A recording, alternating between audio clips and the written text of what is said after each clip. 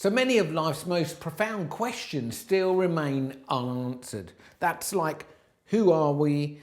Where do we come from? Where do we go when we die? That sort of philosophical sort of stuff. And the truth is, we're sort of pretty much left with Darwin's theory of evolution, which, to be honest, Darwin himself in his great book written in the 1850s wasn't sure that, his theories were in fact correct.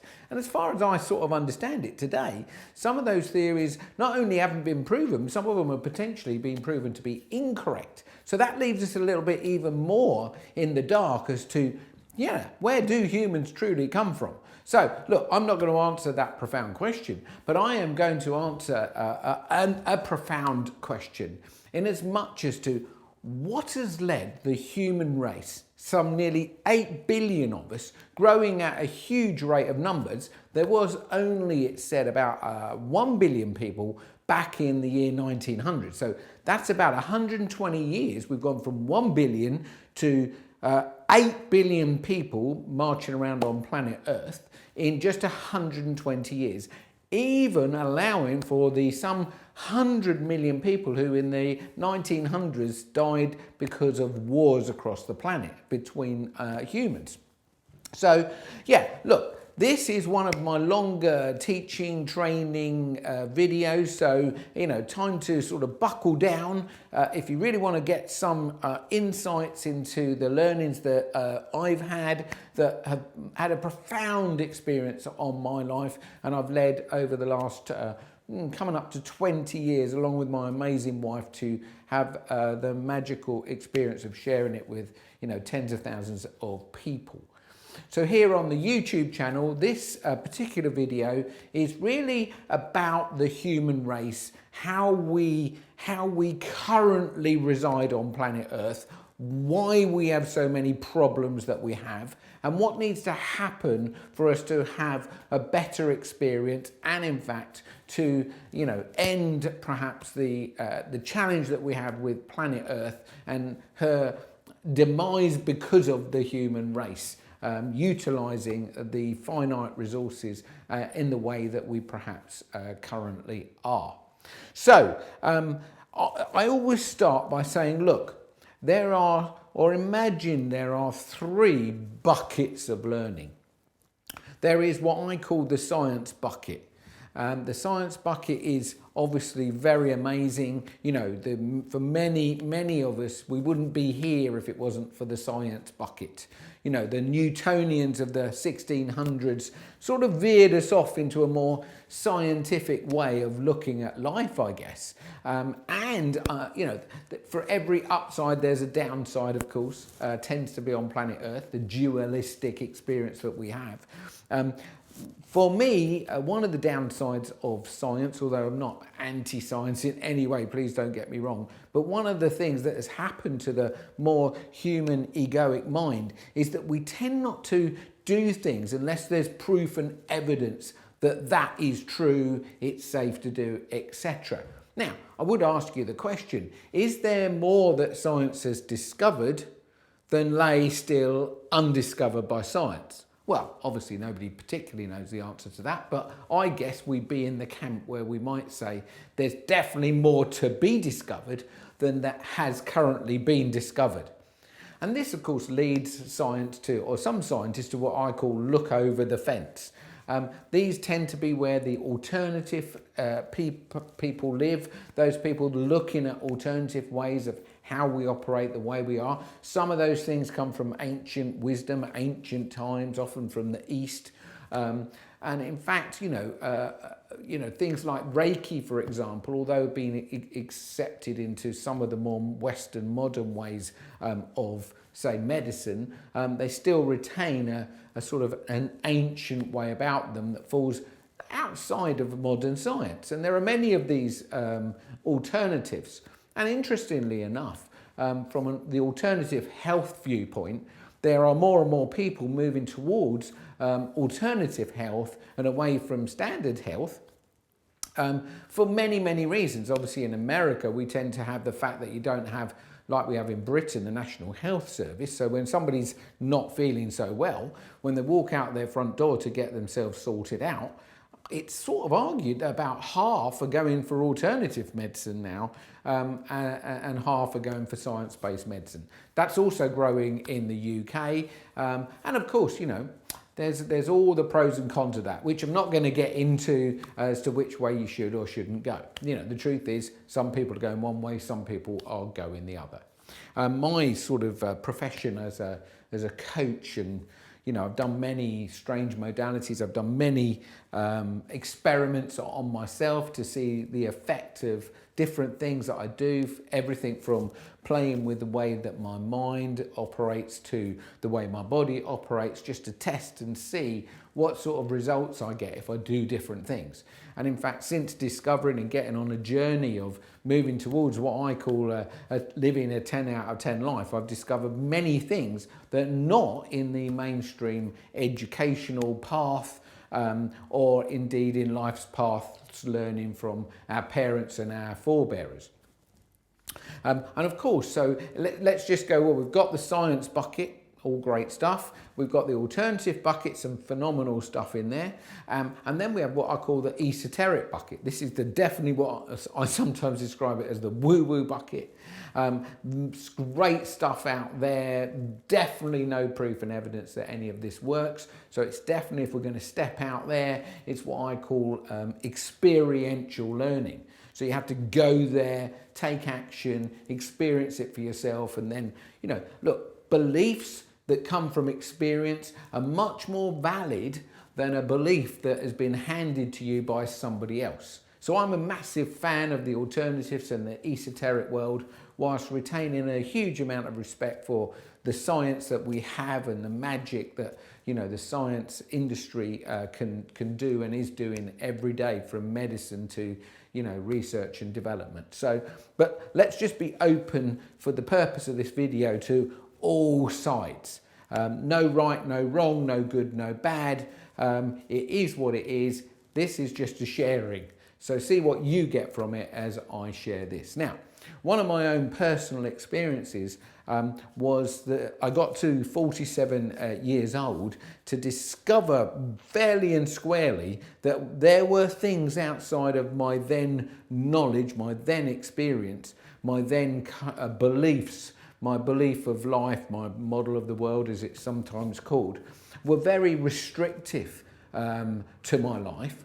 And when I did this whole find out what was missing, I discovered, albeit that I had pretty much what everybody said to me should make me happy, i.e. the more material things, i.e. house, cars, money in the bank, you know, family and all of that sort of stuff.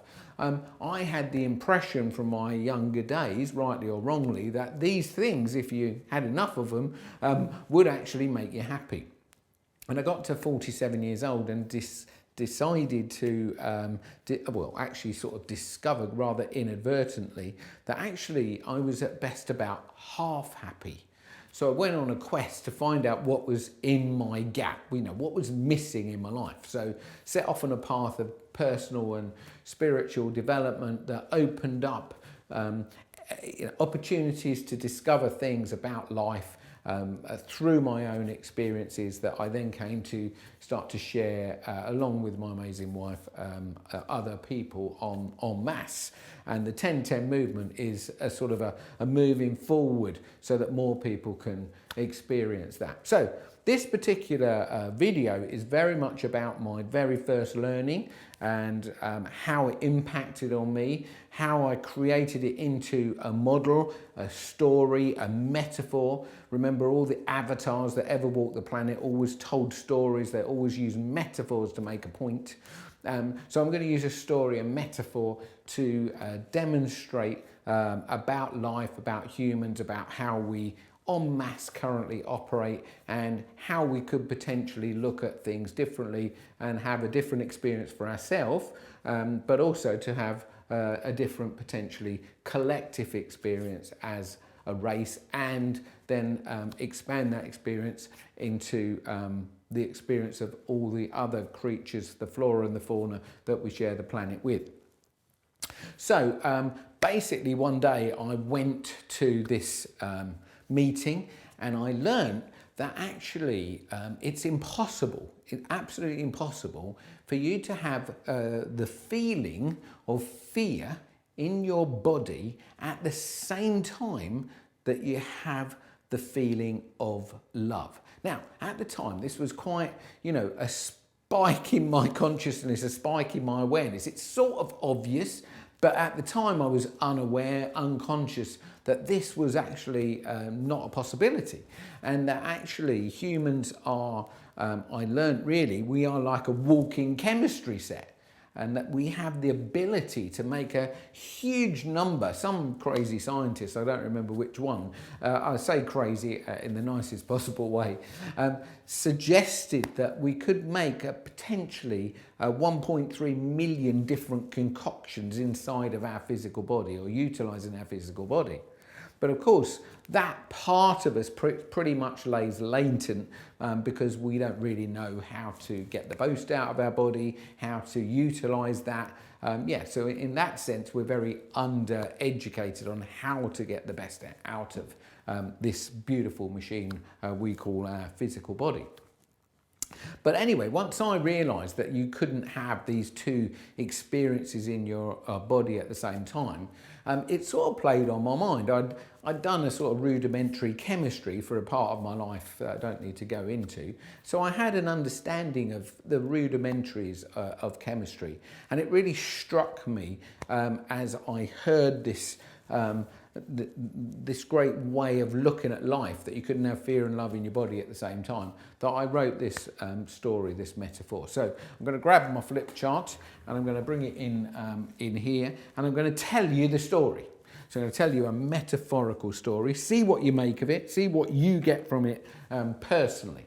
So I prophesied that actually life itself is like a roadway. I call it the road to life.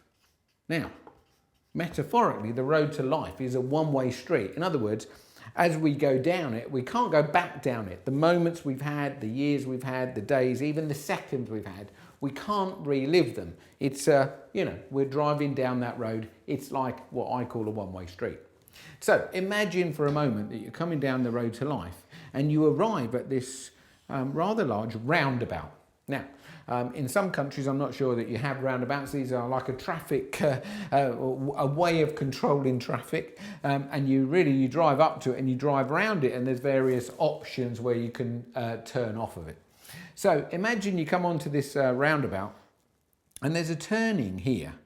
So you could come down here, but the challenge with this is that there's actually no signposts. So we know not where this road leads. Now, humans, one of the things I've noticed about humans is that they love certainty and they really dislike uncertainty. So if there was a road where you don't know where it's going, en masse humans tend not to go down that road. We want to know what's going to happen next. So we have this thing about, wanting to know what's going to happen next, or we don't necessarily feel safe. So if we don't feel safe, we tend to draw back. So most people, the vast majority of people, will not go down this road. They would continue on around the roundabout. Now, I always say there's a bit of a service station over here where you could go in and get some food or something like that. But most people, not hungry right now, they come up here and there's another turning off this roundabout. And they decide, albeit this doesn't have a signpost either, they're running out of options. This, remember, is a one-way street, so we can't go back down there. So they go up here feeling like it's the only choice open to them. But as they go up this road, there's this huge barrier straight across the road. Now, if you're driving along and there's a barrier suddenly in the road, no people around, what are you most likely to do? Now, the odd person has said to me, a bit James Bond-like, I just drive straight through it. But the vast majority, if I'm doing this with a big audience, the vast majority go, well, I just turn around and go the other way. So let's assume, like the vast majority, we turn around, we go the other way. Now, as I say, we can't go back down here because this is a one-way street. So we come back round the roundabout again, and this is now other than going to the service station, the only other option. So we come down here. Now, this, little known to us, is known as the road to fear. So we come down the road to fear, and incredibly, we come to another roundabout. Now, this roundabout is what I call sponsored. I don't know if you have sponsored roundabouts near where you live, but I always ask my audiences at this point, a bit of an unusual question. Does anybody here know anybody who's ever worried about anything? Now, I get a few little sniggers, and nobody much puts their hand up, but of course I say to them, do you know that person well? And of course, the truth is, of the nearly 8 billion people living on the planet, I always say, how many of those people do you think might be worrying right now? Well, it is substantial amounts. Many people will tell me, 90%, more than 90%. And maybe that's true. We don't actually have a number. But look, worry is a very common negative emotion. So this roundabout is sponsored by worry. And off of the worry roundabout is lots of turn-ins where there are millions and millions, potentially billions of people living in houses, on housing estates, all living in a place of worry. It's a very common, what I call negative emotion. So the road to fear is full of negative emotionality. Now, many people are not happy living in worry, so they go further down the road to fear and they go to the next roundabout.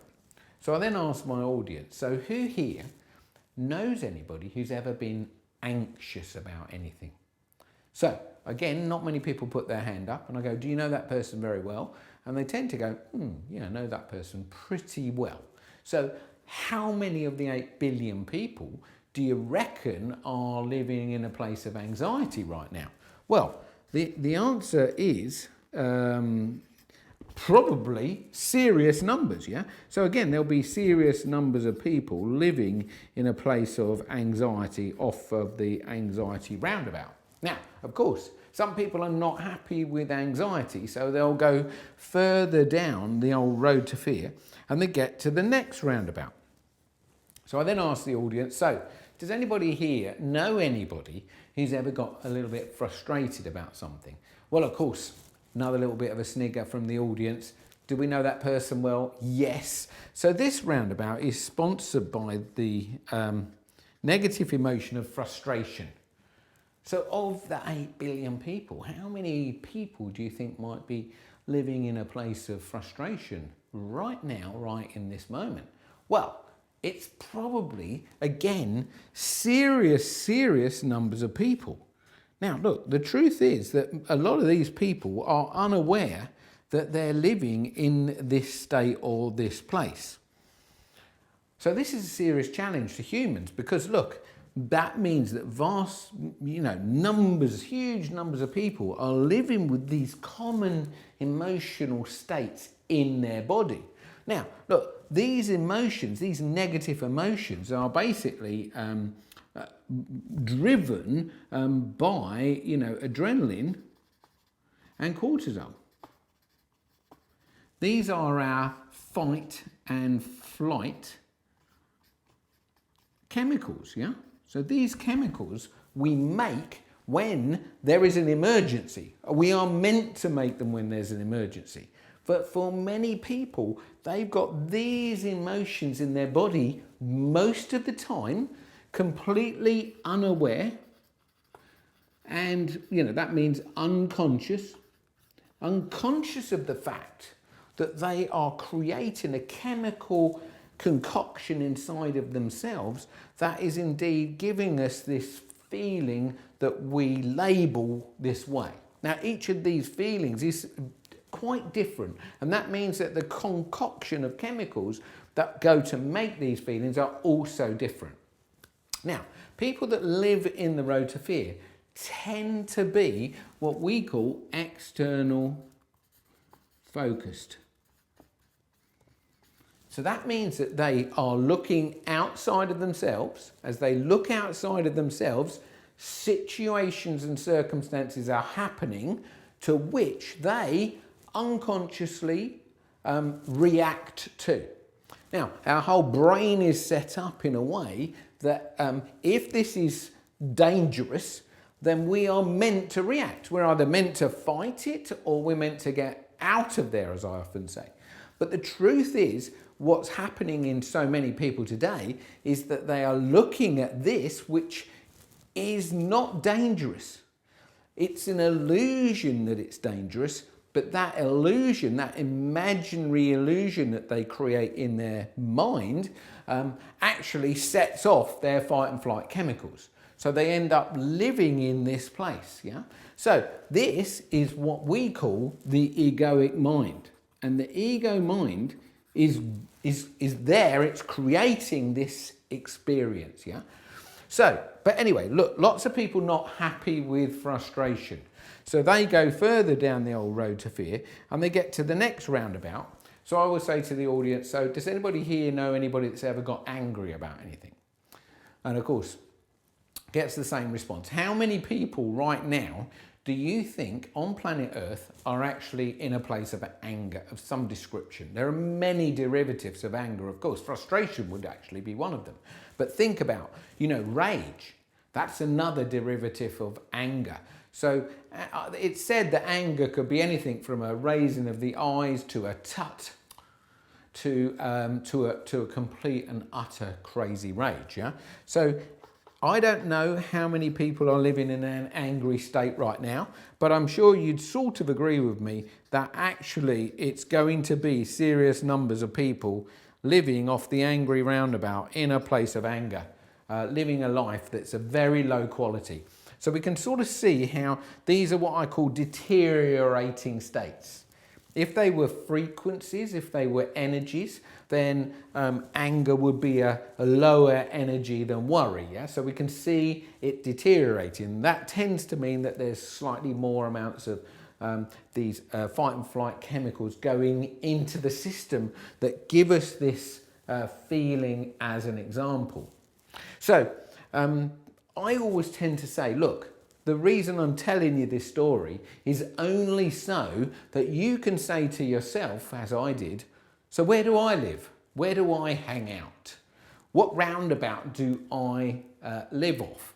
Now, wherever you live, you are likely to meet people. The number one reason people get into relationships with other people, be they intimate relationships, family relationships, work type relationships, is because of proximity.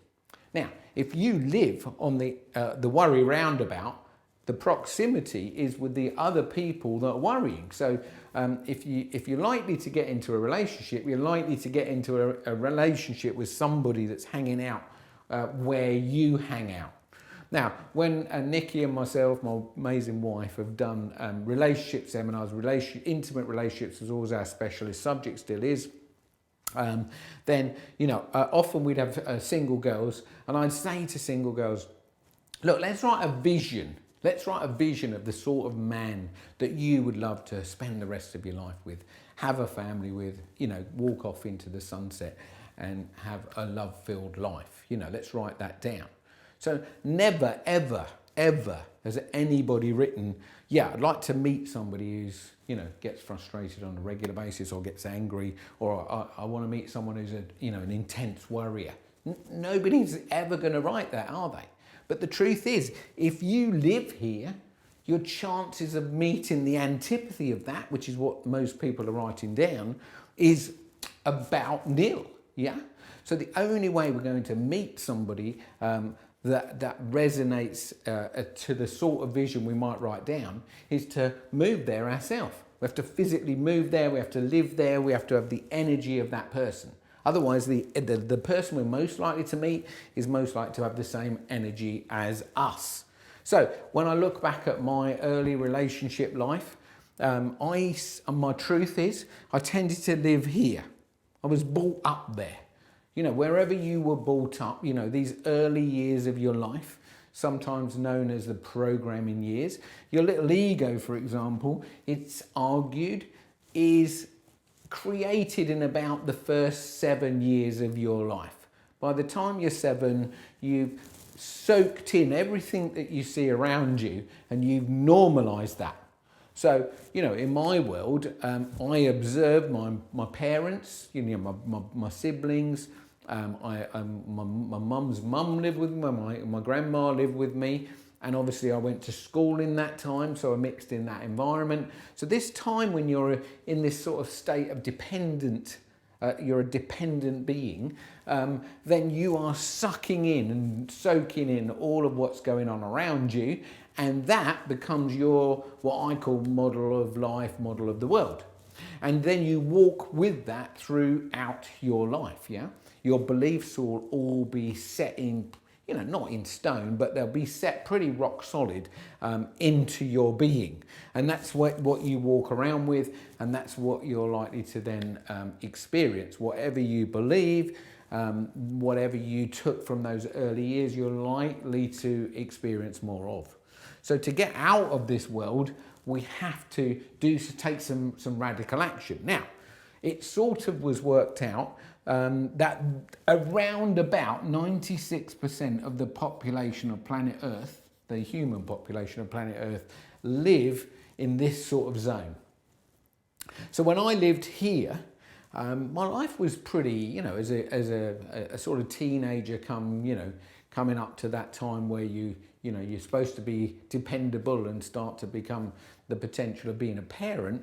You know, you meet your first partner. You know, if you remember meeting your first partner, you go, so where was I living and how did I meet that person? You know, that's quite interesting. It's normally proximity, and obviously in today's world, that can be proximity on the internet. So we've started to meet people from further afield, but actually we tend to still meet people of the same energy, even though they're further afield. So in my day, they were much more, you know, we were much more localized, should we call it, yeah? Now, I remember that, you know, when you live in these energies, these states, it doesn't feel good in your body. It's like there's a knowing that something's not right, but there's not a knowing of what's wrong or what's not working, or that even anything is not working. We tend to sometimes, we just accept it's how life is. So, but we know inside this feelings don't feel good, and we want to feel better. So we do things that will give us a lift. And in this world, it tends to lead to things outside of ourselves which are very addictive. So addictions, yeah? So there are what I call, you know, 5, well, there's sort of 6 key addictions really. So just think about it. If you have hung out in these worlds, then actually you're likely to have some sort of addiction to make you feel better. Now, the challenge with addictions is that they give you a lift, and then they hold you there for a small amount of time so you feel a little bit better, and then they dump you. And when they dump you, you need to take more of whatever it is. So this is normally, again, something that we're going to take from outside of ourselves and utilize it to make ourselves feel better. So look, the common addictions are things like alcohol, of course, alcohol, tobacco, of course, cigarettes, alcohol, tobacco. Look, you know, I think when I looked up at the stats for the UK, the tax on alcohol collects more money for the exchequer than actually the tax on fuel for a car. And you go, wow, that's pretty unbelievable when you think of how many cars are on the road. But more money to the exchequer, I mean, I might be wrong, but when I checked a couple of 3 years ago, that was definitely the case. And you have to ask yourself, look, you go into the average shop, the average sort of like, you know, supermarket type shop, and they are awash with alcohol. You know, if you go into a small sort of supermarket-y type shops, you know, these are the local type shops that are owned by the big chains nowadays, often a whole wall, which will be something around 20%, 25% of the whole shop, could be allotted to the sale of alcohol. Then obviously you come to pay, and then you've got, even though it's covered up now and we're doing what we can, I think, to stop it, you know, we've still got tobacco there being sold at unbelievable levels, yeah? So alcohol and tobacco basically give you a lift when you're feeling, you know, some of this emotionality that you don't particularly want to feel. So it gives you a little hit. You then get let down, so then you have to have more of it, and that's how it obviously becomes addictive. So other things in here would be drugs, of course. 3 types of drugs. We've got over-the-counter drugs. Some of them, you know, you've only got to read the packet. You'll see they're very addictive. Obviously, we've got prescribed drugs. Many of them, read the packet, very addictive. And then we've got, you know, illegal drugs, obviously super addictive as well. So drugs are another way for us to feel that little bit better, lets you down, got to have some more. Right, what else we got on here? We got gambling. Gambling, modern scourge of the world, you know. I love it with alcohol. It says drink responsibly. You know, obviously you know, I'm quite happy to share that, you know, I never went to Alcoholics Anonymous. I have had a little look at the book because bless my little son, he got into some difficulty and he lent me the book. And when I read the first part of the book, you know, it's pretty clear to me that I was, you know, actually addicted to alcohol. I just never asked for help, and I did, you know, thankfully manage to get off that train myself without any help. But actually, you know, it was a very, very difficult time for me. Gambling, of course, you know, gambling, the modern saying is when the fun stops, stop. Well, hold on a minute.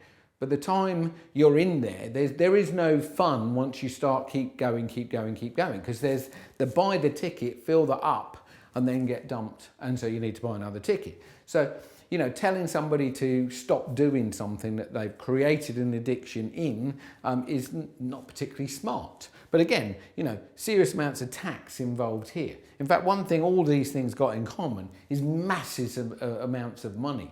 You know, so these are huge money earners, whether it be for the seller or the government or whatever it is. Huge sums of cash changing hands. Gambling, of course, is absolutely everywhere now. It's unbelievable. We've then got things, well, food. Food is very addictive. Probably the most addictive food is the scourge, I guess, of sugar itself. You know, sugar is everywhere, you know, it's scattered in everything. You can't buy a prepared food that doesn't have sugar in it. And sugar is, of course, hyper addictive.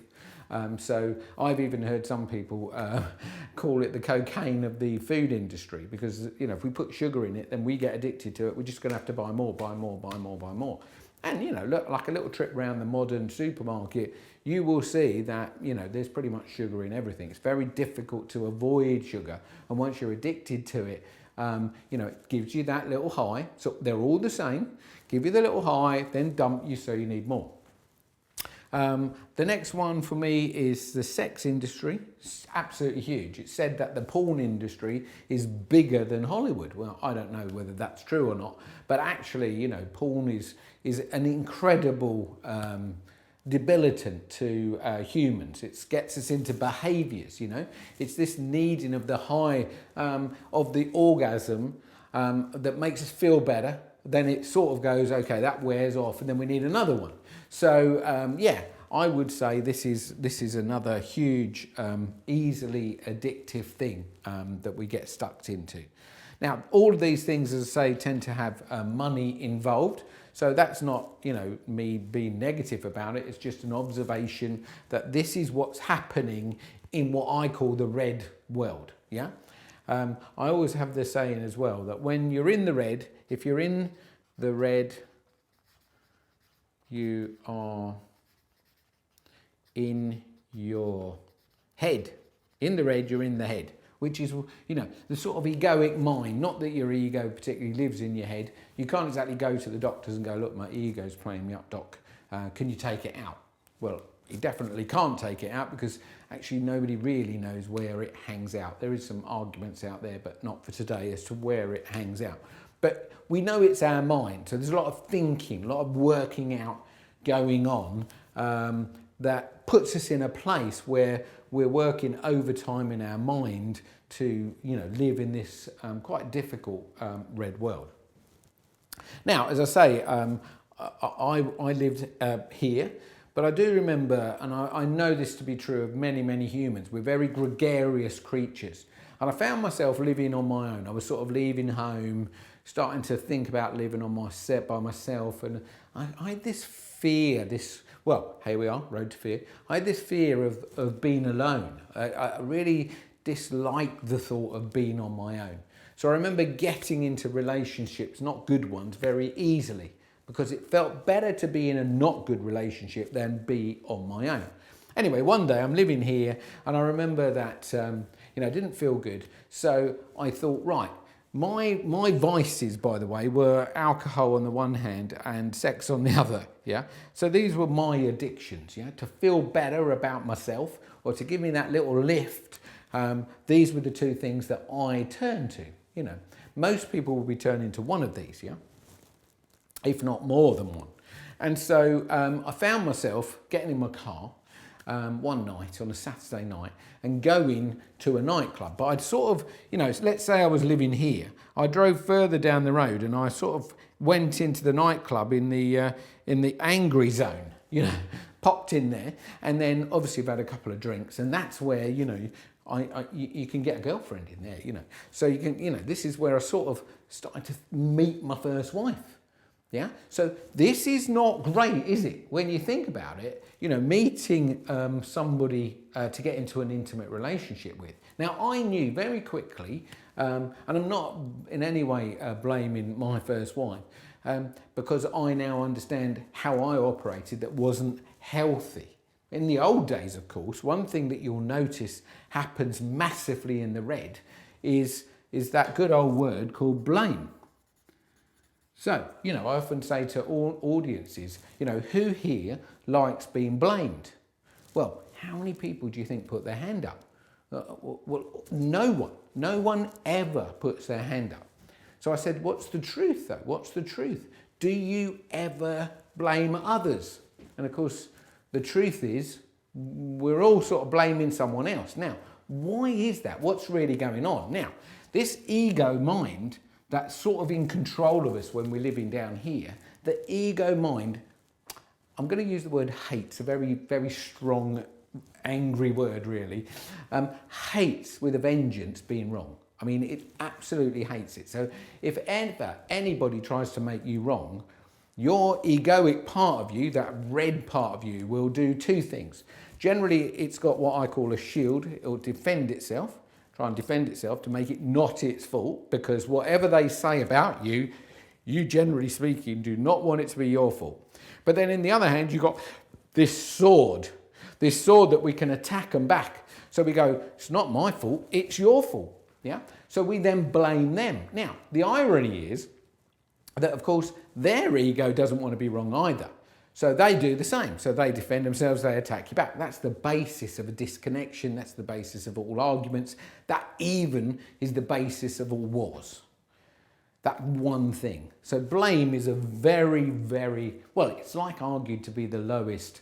Along with shame, blame, humiliation, these are like the lowest energies a human can experience. But the truth is, most people, when they're living in this red world, they are doing blame most of the time because their egoic part of them, which is where they're operating from, doesn't want to be wrong. And it does everything it can not to make it their fault. So when I come back to my first wife, I now can see how I used to blame her. She'd obviously blame me. In our intimate relationship coaching, of course, people tend to phone us up. And at no time ever, been doing it for a very long time, at no time ever has somebody rung up and said, yeah, I need to get myself sorted out. The very first thing that they start talking about is the other person, all the things the other person's doing that they don't like. So really, we're having a conversation with their ego. Yeah, that's very fascinating stuff. So anyway, I go down the old angry nightclub, meet my first wife, and within a couple of weeks, I knew that this was not good. I could tell something inside of me knew that this is not good. But because of my fear of being alone, it felt better to be in a not good relationship than be on my own. So we just stayed, we carried on. Now, I'm assuming it wasn't great for her either, but of course, then we get pregnant. And we go on to have 3 amazing boys, and we live together, share life together for 20 years.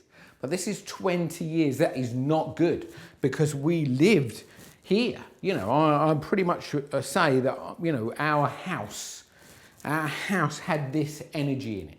And this is a good question to ask yourself. You know, when I was brought up, what was the energy of my house? What was going on in there? If I had words to put over the front door, what energies were going on in there? Were they red energies? You know, if there was low energy going on inside of there, that's what I saw. That's what I observed as normal. And you have to then ask yourself, look, do I have that in my body still today? Because if we do, then all we're doing is recognizing that we're doing this. Let's not make it wrong. Let's get excited that we are today starting to recognize that inadvertently, completely unconsciously, with no awareness, this is how most of the human race are operating. So I lived my life like this.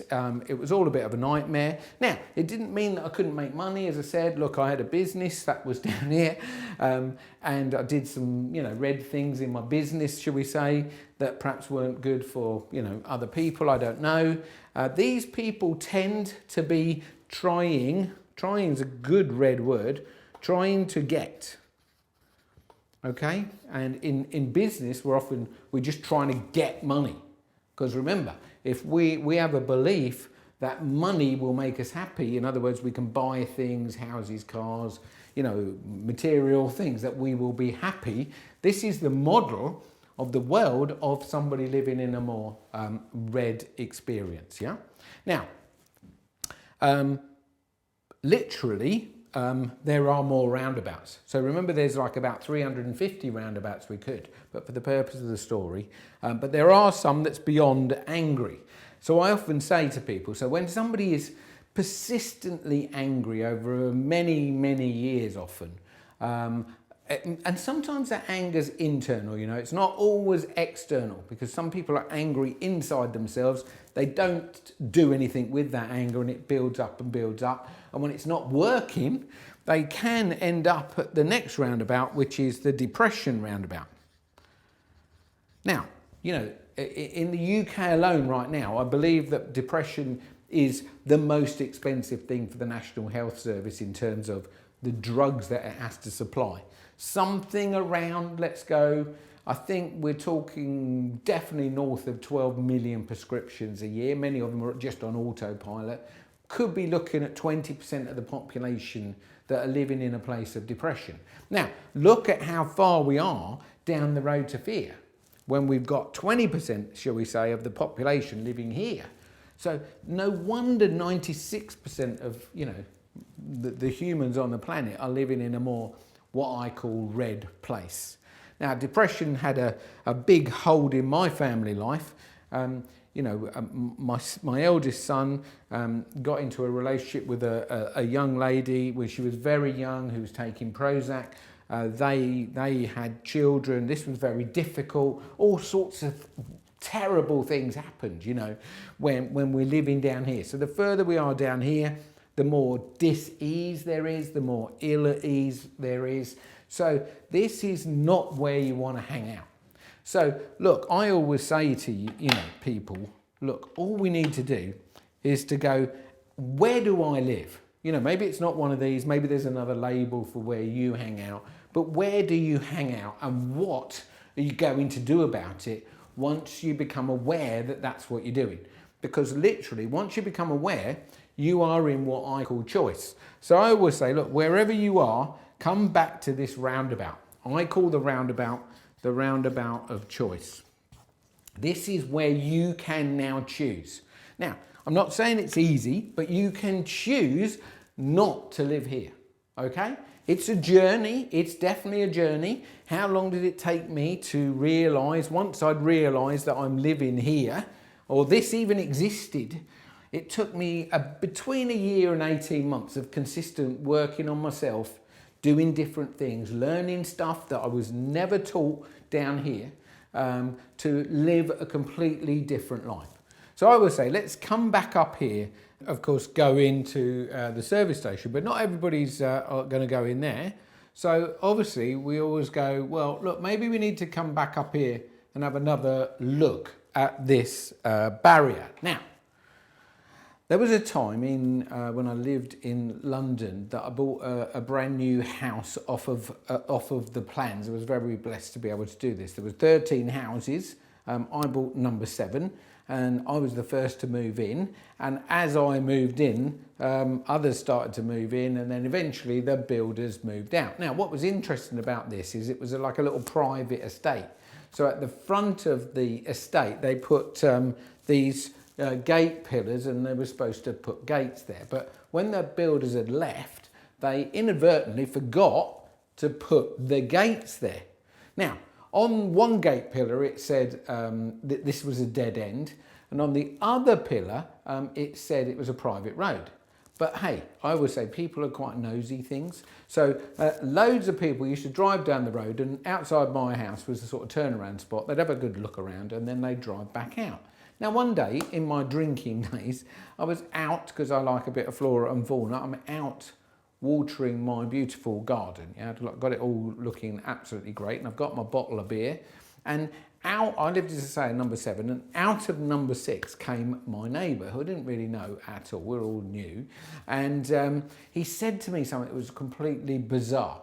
He said to me, these people, you know, they are wearing out our tarmac. And I've gone, what's he talking about? In my head, I'm going, what's he talking about? I could actually see that the guy's very angry.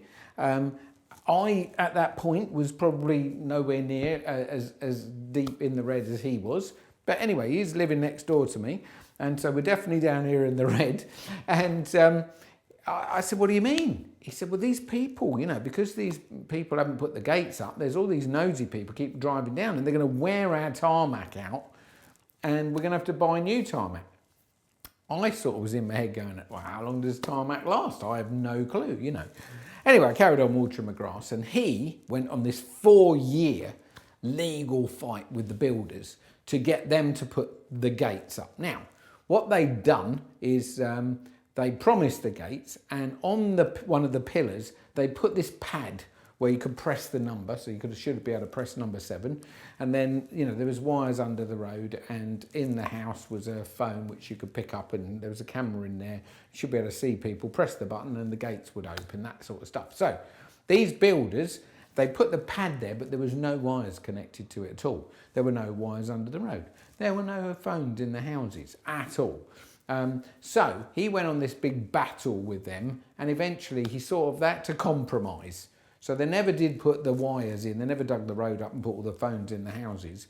What they did is they gave us all a button pusher, and they put up the gates. So as you were driving down the road, you could press the button pusher and the gates would magically open. Now, what was interesting, of course, part of the battle that he went on was if the emergency service were required, in other words, you know, somebody's sick in the house, we need an ambulance, one of the houses is on fire, we need a fire brigade, they're not going to give them one of the button pushers. So what they did is just in front of the gate, they put like a sensor in the road. So actually, all you had to do was to drive up to the gate and almost touch it with your bumper, and then, like magic, the gate would open. So I prophesise that in life, when we come up and we see this barrier, and most of us go, oh, it's a bit of a barrier, we'll either stop, stay stuck, or we'll move back, we'll back away from anything that's like a barrier. But how would it be if we moved towards the barrier, it magically opens? So I call this the barrier of trust. So, you know, most people do, they don't really trust. They don't trust. I would say trust to life, you know, because look, up here, things are uncertain. Down here, we've got a lot of certainty. Down here, we are trying to control everything as well. So remember, because we're external, we are trying to control everything. I often ask audience, who here likes being controlled? No one ever puts their hand up. But what's the truth? Are we trying to control situations and circumstances to keep ourselves safe? Are we trying to control people? You know, it was once said that that controlling people is like herding cats. It's basically an impossibility. But we keep pressing that same button over and over. Let me see if I can control them. If they'd only do it the way I want it to be done, we'd all be fine.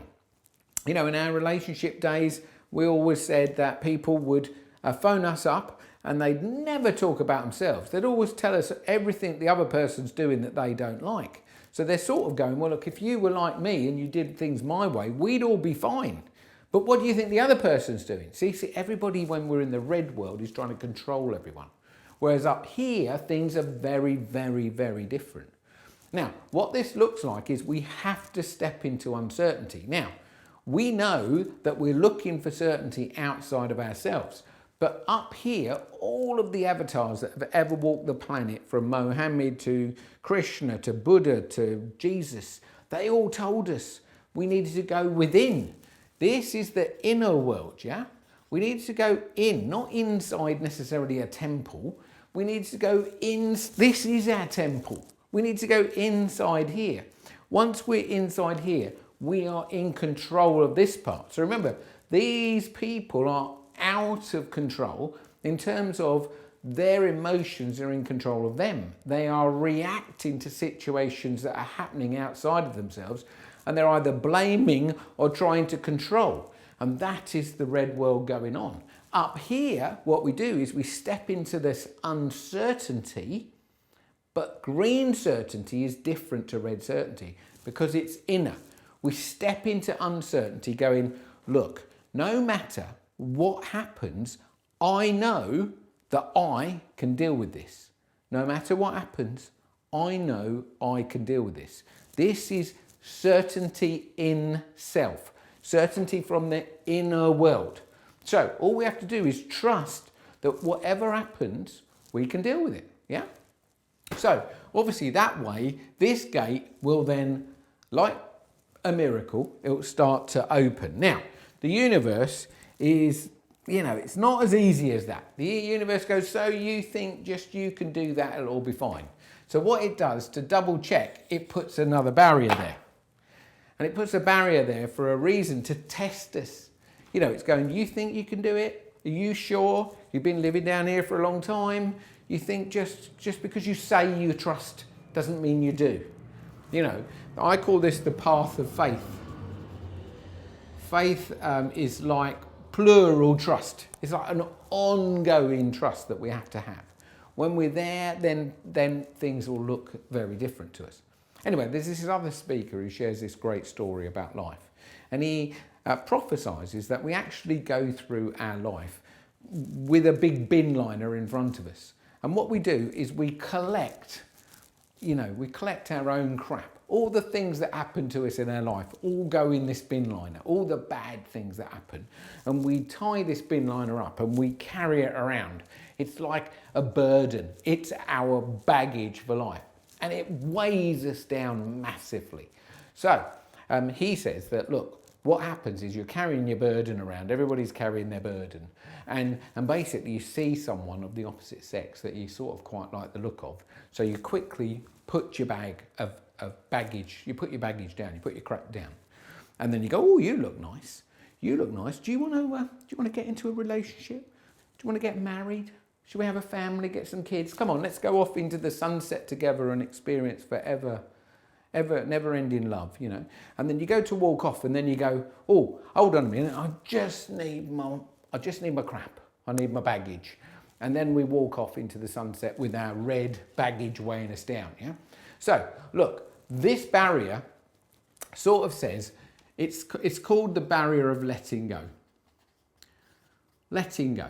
You've got to let go of your baggage. You cannot come into the green world. I call this the road to love. And to love and truth. I would say love and truth sort of hold hands. They're like partners, you know. So the only way we can go into here is if we trust to life, knowing that whatever happens, we can deal with it. And we let go of everything that's happened in our past. And we live much more in the present. So remember, down here, we're living in the past, future, past, future, past, future. Here, we're much more present. We're in the moment. We're in the now, as some people call it. Now, if you are happy to let go of your baggage, this barrier will open. And what happens is we come face to face with another roundabout. Now, I remember teaching this to one group of people, and there was a lady there who's on Prozac. She was not in a great state. And she said at this point, Tony, I don't think I can take another roundabout. And I'm going, no, you don't understand. You don't understand. This is the magic roundabout. Because look, if we are able to go here, truly magic will happen. Okay? And it gets better than that, because, you know, the next roundabout is the miracle roundabout.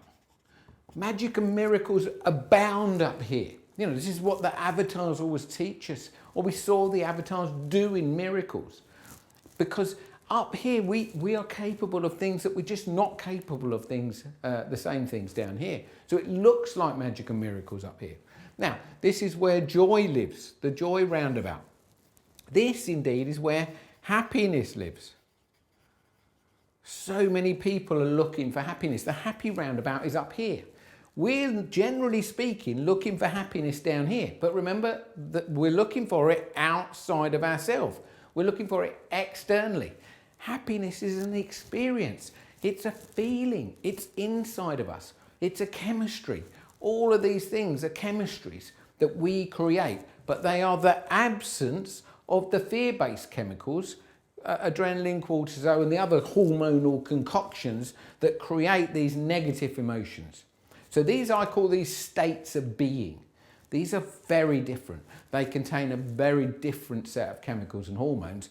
Nobody needs to inject you with them. You can create them anytime you want. All you have to do is learn how to trust that they're there, and you need to let go of the past, because all the time the past is there in your baggage, then it reactivates this bit. It reactivates, and you stay stuck here. You're going to live your whole life here unless you take this journey.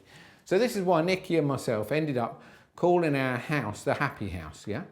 And people used to come, and we used to, once we learned this stuff, we used to teach this. We taught this to thousands and thousands and thousands of people.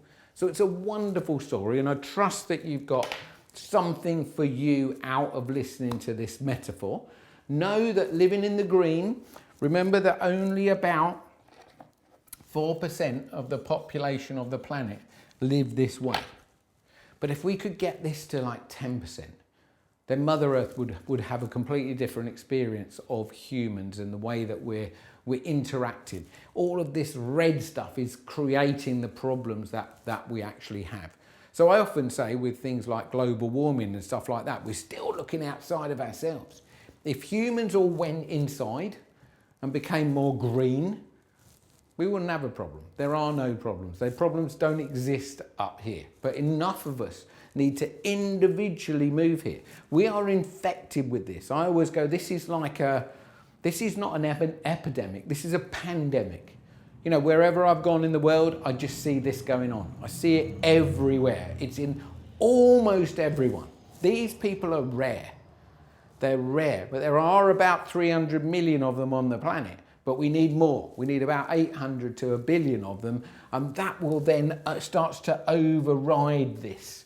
And more people will move into this world where, you know, we can have a whole different experience. So for me, the journey and the point of the 10-10 movement is to move away from living the human egoic mind-based life to being, living in the green, living in, you know, a more solid internal state of alignment, so that all the dark things that happen on the planet cease to happen. So I trust, as I say, you've got something for you there. If you've got something great and you haven't already, press the subscribe button and the notification bell. Remember that every Tuesday we upload some new videos, so it's a never-ending learning studio for everybody. So yeah, look forward to seeing you on the inside of the next video. Bye for now.